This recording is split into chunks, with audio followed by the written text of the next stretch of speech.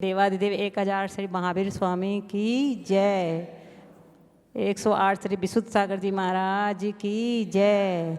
108 श्री अजित सागर जी महाराज की जय। मुनि संघ की जय। जैन धर्म की। ओम भजो ओम भजो ओम भजो, ओंकारों का ध्यान धरो। ओम भजो ओम भजो ओम भजो, ओंकारों का ध्यान धरो। श्री अरिहंतों का ध्यान धरो, चार घातियाँ का नाश करो। ओम भजो ओम भजो ओम भजो, ओंकारों का ध्यान धरो। अमल अखंडित ज्ञानानंद सिद्ध प्रभु जी का ध्यान धरो। ओम भजो ओम भजो ओम भजो, ओंकारों का ध्यान धरो। पूज्य गुरुदेव की मंगलवाणी सुनने के लिए हम सभी यहाँ पर बैठे हैं। सुनना है कि नहीं सुनना है? तो चलिए दोनों हाथों को जोड़िएगा और पूज्य गुरुदेव से निवेदन करते हैं, सभी लोग जोड़िएगा दोनों हाथों को, और पूज्य गुरुदेव से निवेदन करते हैं कि हे गुरुदेव, आप अपनी मंगलमयी पावनमयी दिव्यमयी वाणी से हम सभी के लिए जिनवाणी का रसपान करा के कृतार्थ कीजिए। नमोस्तु गुरुदेव, नमोस्तु गुरुदेव, नमोस्तु गुरुदेव। नमः सिद्धिभ्यः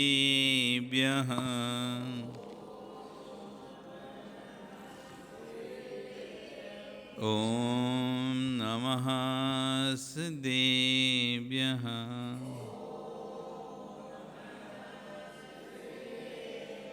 ओम नमः सिद्धिभ्यः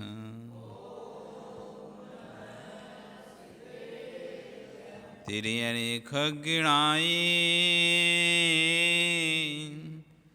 रुतारी मोय सिर सिरेणि विहु आईरी राहु पसियो परवादिन्यो भव्य झीलोए।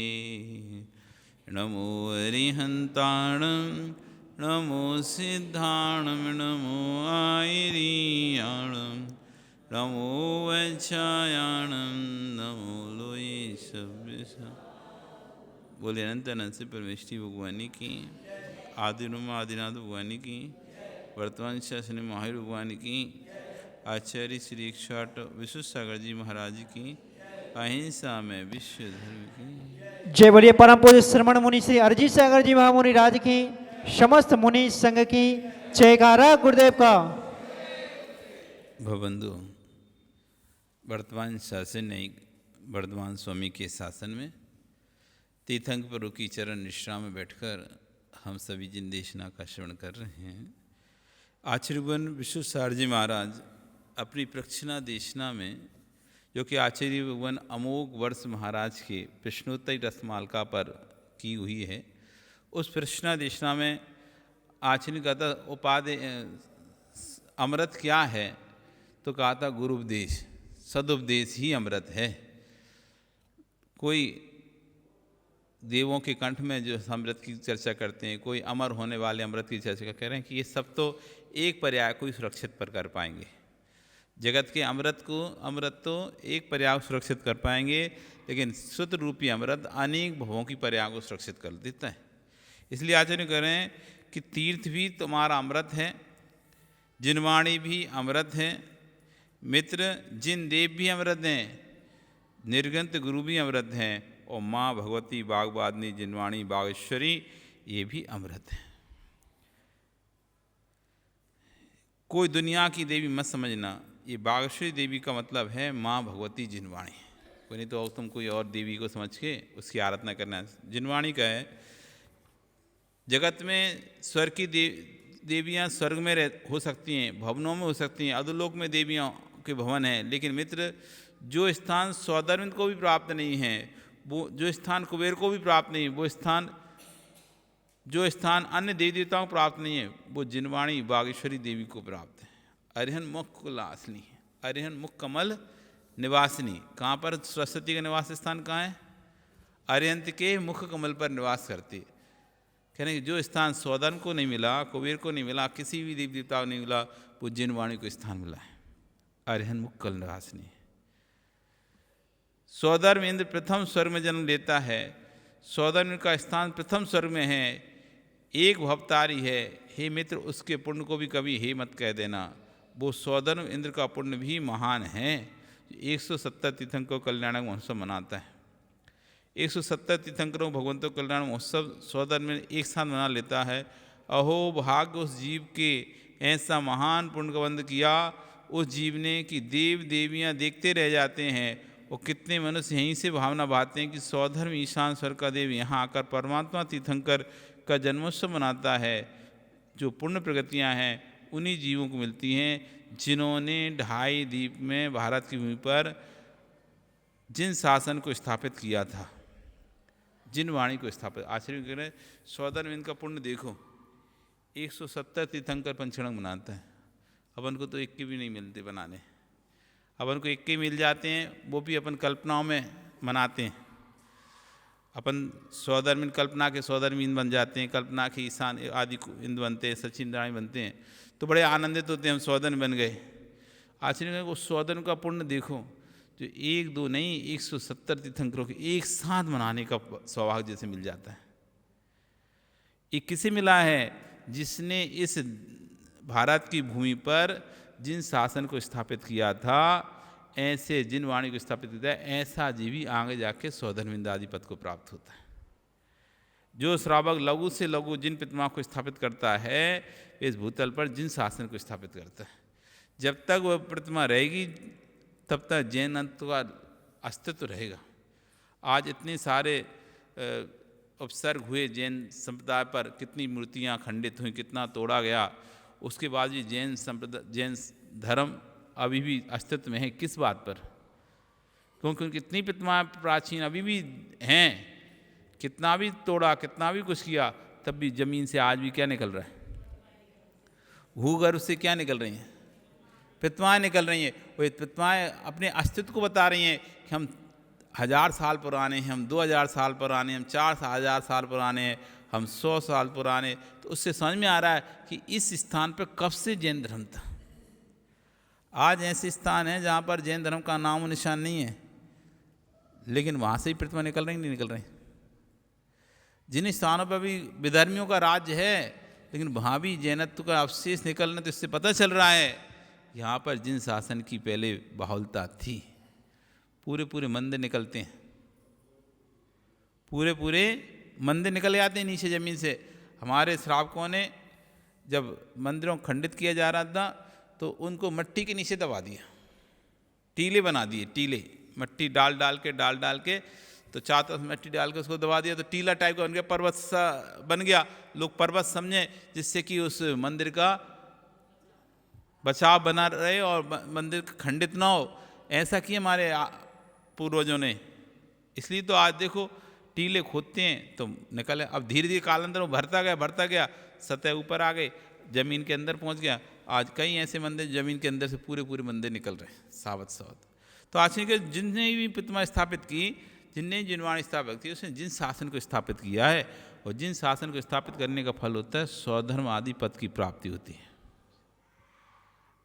आप एक ग्रंथ की रक्षा करते हो, आपने जिन शासन की रक्षा की। आप एक प्रतिमा की रक्षा करते हो, आपने जिन शासन की रक्षा की। आप एक गुरु की रक्षा करते हो, आपने जिन शासन की रक्षा की।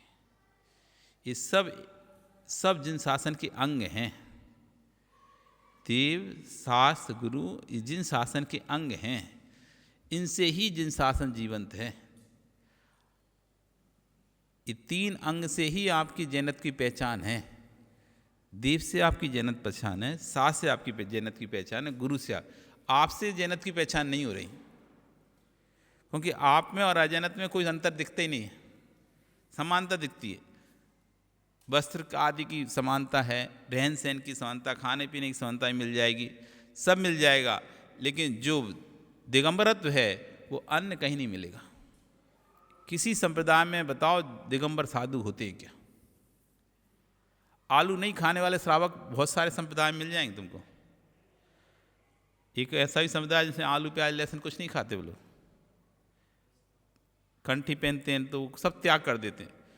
और कई संप्रदाय हैं हाँ नहीं छूते, छूना ही वो मांस समझते, उसको पाप समझते, छूना ही, खाना तो छोड़ की बात।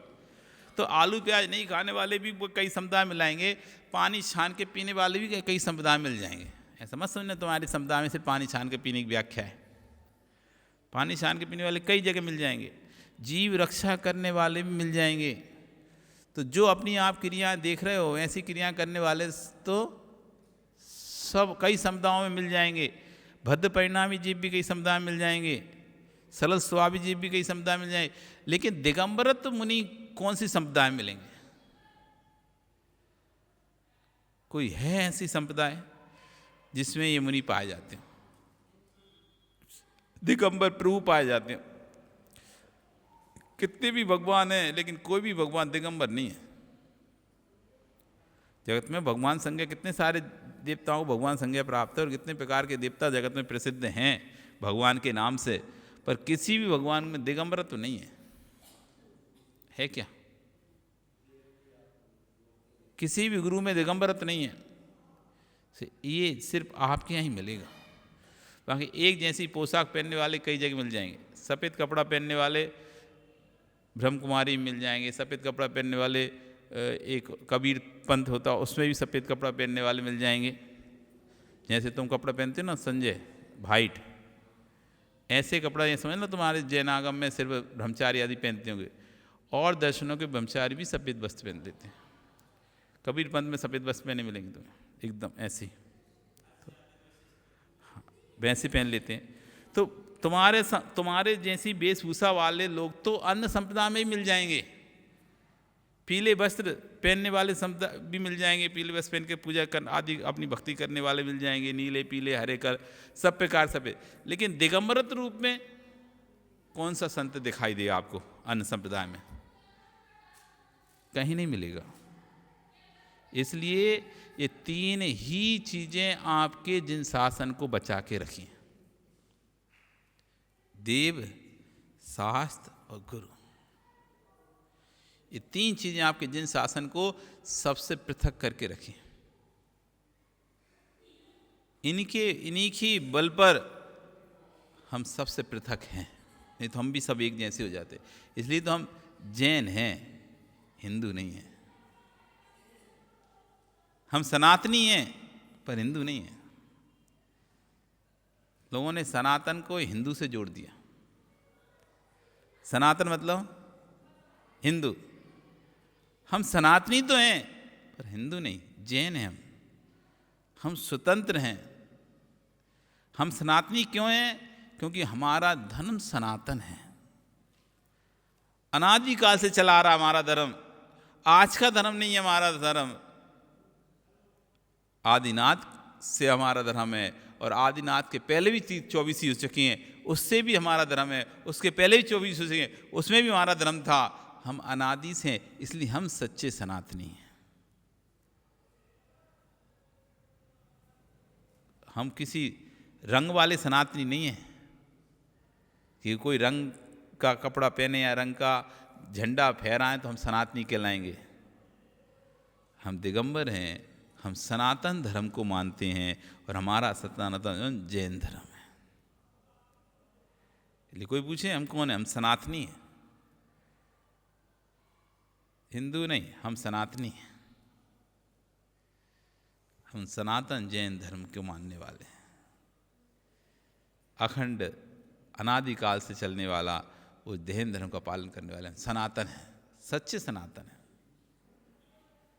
तो आशीन करें, ये जो भी इनकी रक्षा करता है, चाहे देव की रक्षा करे, मंदिरों की रक्षा करे, मंदिरों की स्थापना करे, वो जिन शासन की स्थापना करता है। गुरु खुद स्वयं मुनि बने तो भी जिन शासन की स्थापना करता है, अथवा मुनियों की रक्षा करे वो भी जिन शासन की स्थापना करता है। जैसे मंदिर बनाने वाला जिन शासन की स्थापना करता है, तो मंदिर की रक्षा करने वाला भी जिन शासन की स्थापना करता है। बनाने वाले से रक्षा करने वाला ज़्यादा श्रेष्ठ होता है। बनाने वाला तो बना के चला जाएगा, लेकिन उसकी रक्षा कौन करेगा? जो रक्षा करता है वो महान होता है। इसलिए तो खजुराहो के मंदिरों पर लिखा हुआ है प्रशस्ति में कि मैंने तो इतने इतने मंदिर, इतने बाग बगीचे सब लगा दिए हैं, मैंने इतने मंदिर बनाए, उसकी रक्षा के लिए मैंने इतने बाग लगाए, बगीचे लगाए, सब कुछ किए, लेकिन फिर भी मैं चला जाऊंगा, मुझे पता है मैं चला जाऊंगा, मैं चला जाऊंगा, लेकिन ये मंदिर यहीं रहेंगे, इसलिए मैं उनका दास हूं, उनके दासों का दास हूं जो इन मंदिर की रक्षा करेगा। ऐसी प्रसिद्ध लिखे, मैं कोई सेठ नहीं हूं, मैं तो उनके दास का दास हूं जो जिन आयतनों की रक्षा करेगा। इसलिए जिन आयतन में क्या क्या आता है पता है?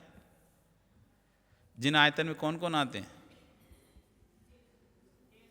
देव, सास, गुरु और उनको मानने वाले। इसलिए हमारे 6 आयतन हैं। कितने आयतन हैं?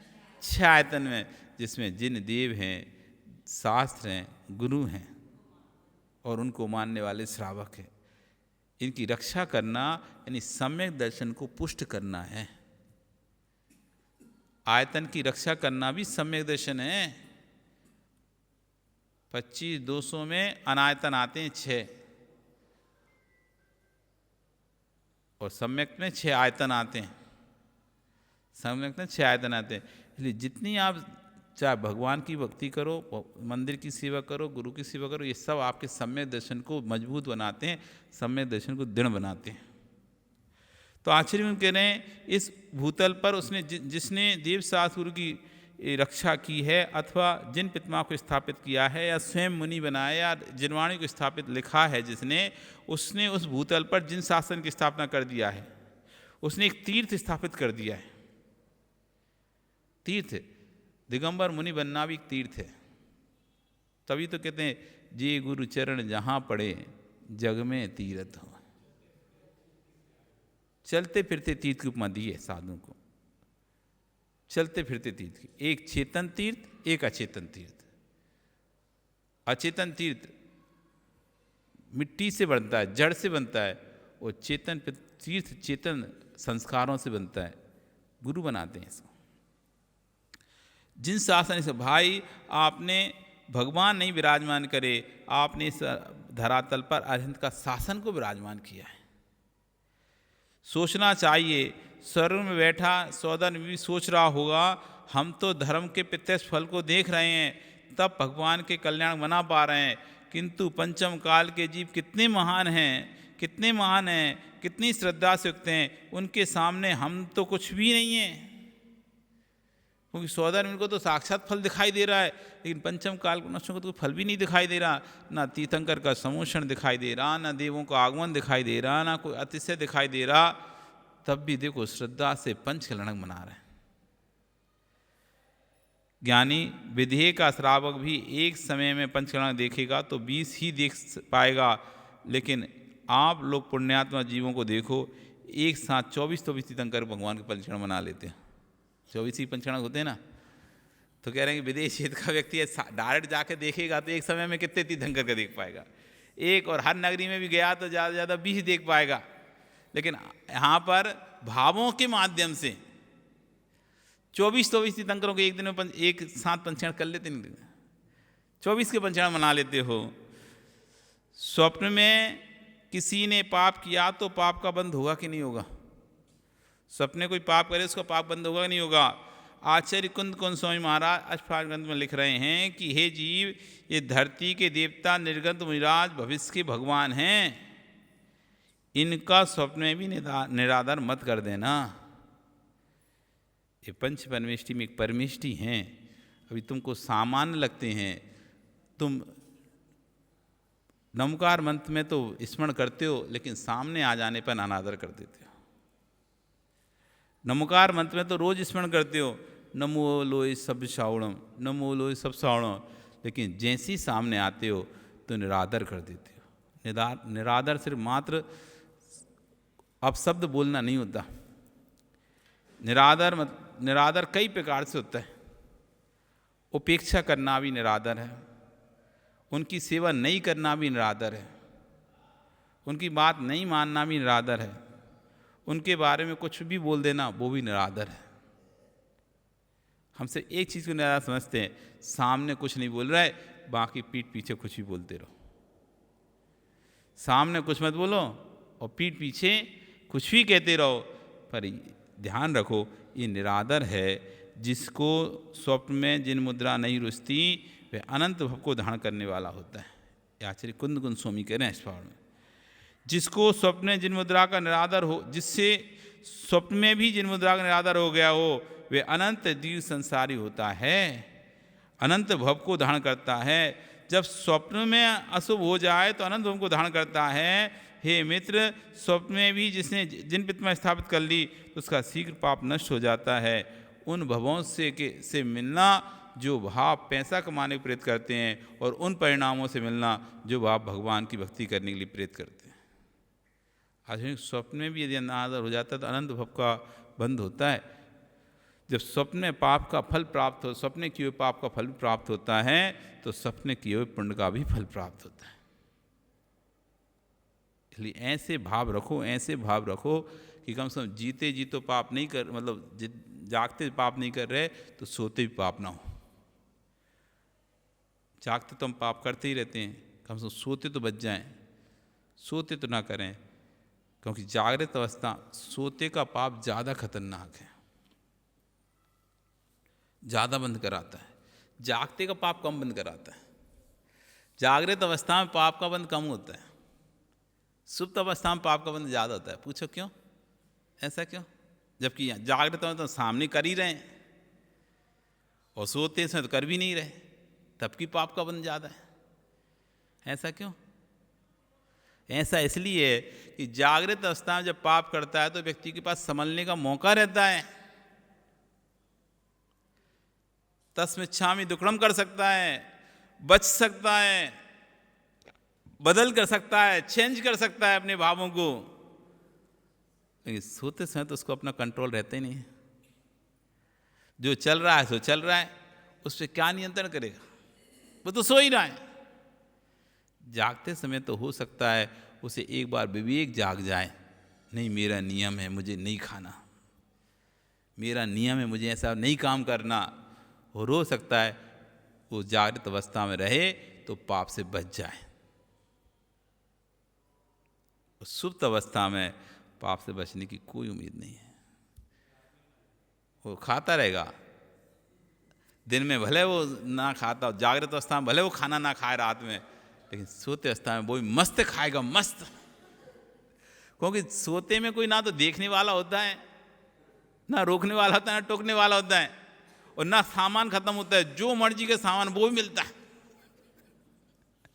अब जागृत में तो ऐसा है कि घर में सामान है नहीं है, बनाने वाला है नहीं है, बनाना आता है नहीं आता, जरूरी थोड़ी ना कि तुम्हें को जो खाना उस आने वाले को बनाना आता हो।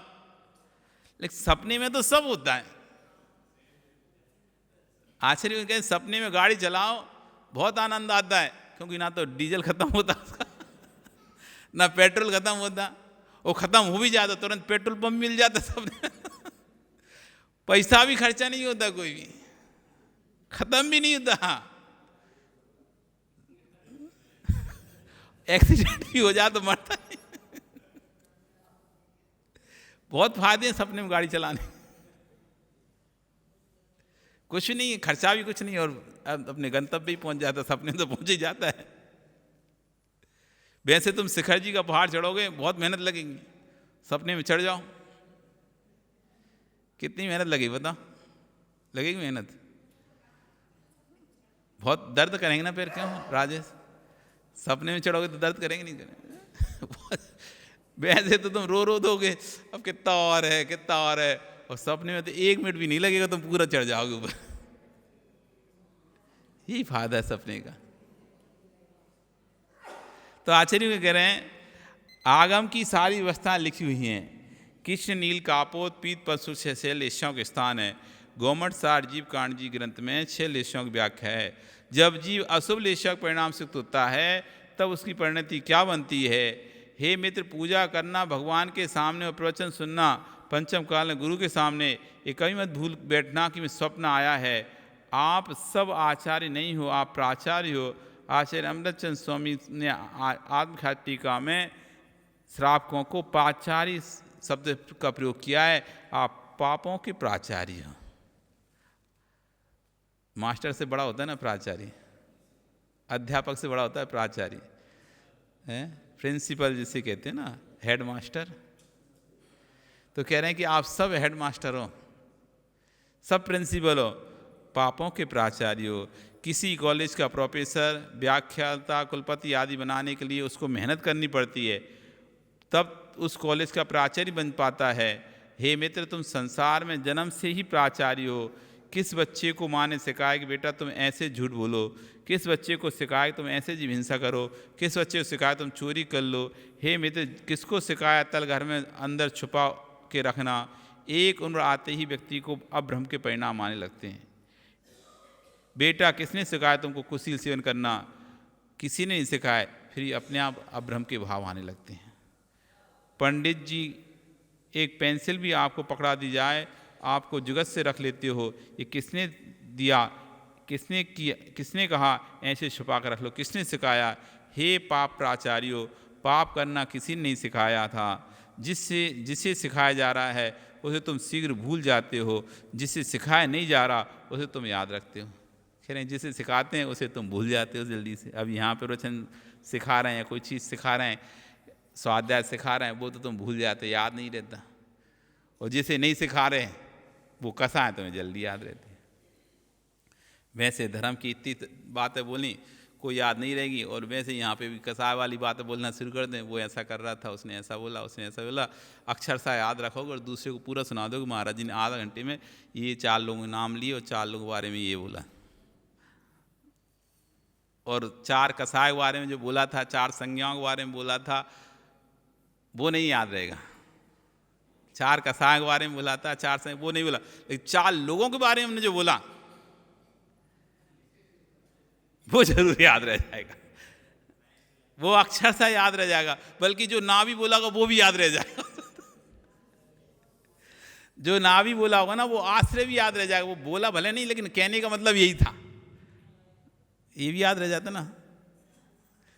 कि जो नहीं भी बोला, अवक्तव्य था, वो भी याद रह गए।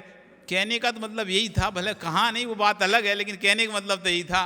उनका इशारा तो इनकी तरफ था, उन्हें नाम भले नहीं बोला लेकिन इशारा तो उन्हीं की तरफ था, वो भी याद हो गया कहाँ पे क्या था। तो आचार्य कह रहे हैं कि जो तुम्हें सिखाना चाहते हैं वो तो तुम सीख नहीं पाते, भूल जाते हो, लेकिन जो नहीं सिखाया जाता है वो याद रह जाता है। कहते हैं महाराज जी, जब मैं धर्म ग्रंथ को पढ़ता हूँ तो जल्दी याद कर लिए थे, अब मैं भूल गया हूँ। मित्र, पाठशाला में सीखे विधेय के तीर्थंकर के नाम भूल गए, एरात के तीर्थंकर तुमको नाम मालूम नहीं है, विद्वान 20 तीर्थंकर नाम तुम भूल गए, पूत की 24 नाम तुम्हें मालूम नहीं है, भविष्य की 24 नाम तुम भूल गए हो, कभी वर्तमान 24 भी बोलते हो तो लड़खाएँ लगते हो। हे मित्र, भगवान के नाम भूलने में तुमको देर नहीं लगी, और सभा में तेरा कोई नाम ले ना ले पाए तो कितना उपद्रव कर देते। कह नहीं बाकी तुम भूल जाओ नाम तो कोई भी दिक्कत नहीं, तुम 24 के नाम भूल गए, भूत के भूल गए, भविष्य के भूल गए, वर्तमान भी लड़खड़ा जाते हो, विदेश हित के भी याद नहीं है, लेकिन सभा में तुम्हारा भी नाम ना भूल जाए कोई, तुम भूल जाओ नाम भगवान के, तो बेचारे भगवान तो कुछ बोलते नहीं है, लेकिन तुम्हारा नाम यदि कहीं भूल जाए तो देखो कैसे कर देते हो।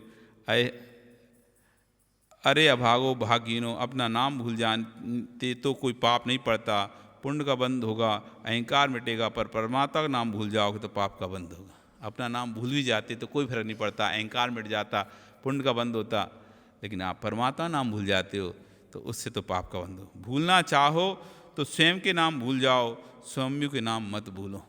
भूलना है तो स्वयं के नाम भूलो, स्वयं के नाम नहीं भूलो। भगवान का नाम भूल सकता है, जिनवाणी मान भूल सकता है। 50 वर्ष पूर्व किसने गाली थी आज भी नहीं भूल पा रहा, वो नहीं भूल पा रहा। भगवान के नाम भूल गया, जिनवाणी नाम भूल गया, सबका नाम भूल जाएगा, लेकिन 50 साल पहले किसने गाली दी थी वो नहीं भूल पा रहा है। उसको याद है, अहो ज्ञानी तूने गाली कैसे संभाल कर रखा है, और तीर्थंकर परमात्मा के नाम याद नहीं है। अहो सोने से कीमती थी वो गाली, सोने को सुरक्षित रखता तो घर में तिजोरी रखता है, पर गाली को तिजोरी में नहीं रखता, उसको हृदय में रखता है। सोने से भी ज़्यादा कीमती हो गाली, क्योंकि सोने को तो तिजोरी में रखा, लेकिन गाली को कहाँ रखा? तिजोरी में नहीं रखा, हृदय में रखा। हमारे तीर्थंकर भगवंतों की भक्ति करते हुए हमारे आचार्य पूछवा स्वामी ईश्वर ने लिखा, हे नाथ तब पादों मम हृदय तब पद्वय लीनम। वे तो लिख रहे हैं तुम्हारे पाद हमारे हृदय में रहें और हमारा हृदय तुम्हारे चरणों में लगे, और आप क्या कह रहे हो? जगत की गाली मेरे हृदय में रहें। तो सोचो कितना ऊंचा स्थान दिया है हृदय को, भगवान के चरण स्थापित कर रहे हैं हृदय में, और अपन क्या कर रहे हैं? हृदय में गाली को स्थापित कर रहे हैं। भैया सोचना समझना पड़ेगा। आज आपका समय हो गया, कल फिर यहाँ से अपन फिर से चर्चा करेंगे। बोली भगवान महावीर स्वामी की।